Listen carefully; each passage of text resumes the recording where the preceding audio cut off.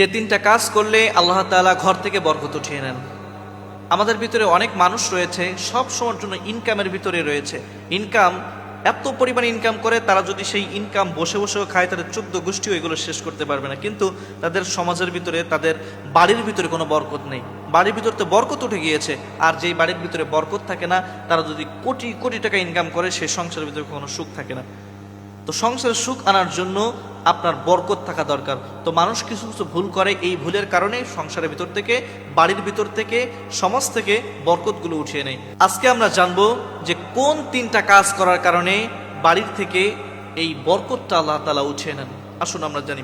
1 নম্বরে, যেই বাড়ির মহিলারা বেশি বেশি মিথ্যা কথা বলে, যেই বাড়ির মহিলারা বেশি বেশি মিথ্যা কথা বলে, ওই বাড়ি থেকে আল্লাহ তাআলা বরকত উঠিয়ে নেন।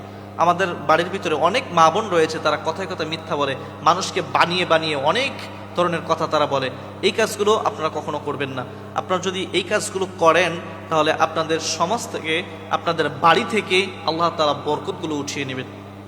তো 1 নম্বর কি বললাম, যেই মহিলাগুলা বেশি বেশি মিথ্যা কথা বলবে, যেই বাড়িতে বেশি বেশি মিথ্যাচার হবে, মিথ্যা কথা আদান প্রদান হবে, ওই বাড়ির থেকে আল্লাহ তাআলা বরকত উঠিয়ে নেবেন। 2 নম্বরে, যেই বাড়িতে খাবার অপচয় হবে, ওই বাড়ি থেকে আল্লাহ তাআলা বরকত উঠিয়ে নেবেন।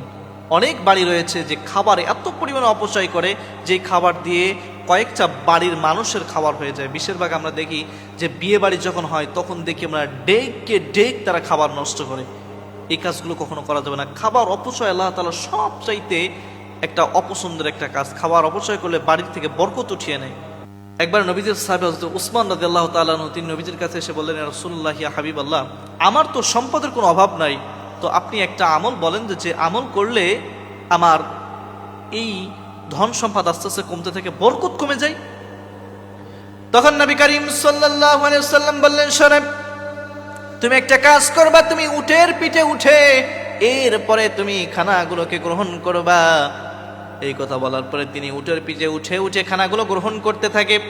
বেশ কিছুদিন যাওয়ার পরে তিনি নবী করিম সাল্লাল্লাহু আলাইহি ওয়াসাল্লামের কাছে আসলেন।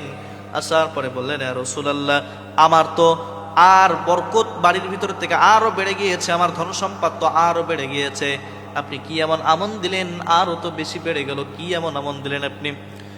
বলল, উসমান, শোনো, তুমি যখন উটের পিঠে উঠে খাবারগুলো খেয়েছো, এই খাবার খাওয়ার পরে যখন এই খাবারগুলো মাটিতে পড়েছে বা নিচে পড়ে গিয়েছে, এই খাবারগুলো তখন তুমি কি করেছো? বললে, এই খাবারগুলো আমি উঠিয়ে আবার গ্রহণ করেছি পরিষ্কার করে। বলল, তাহলে তোমার বরকত কিভাবে কমবে? তোমার বরকত তো আরো বাড়বে, কারণ খাবার অপচয় করার কারণে, খাবার যারা অপচয় করে তাদের ভিতর থেকে বরকত আল্লাহ তাআলা উঠিয়ে নেয়।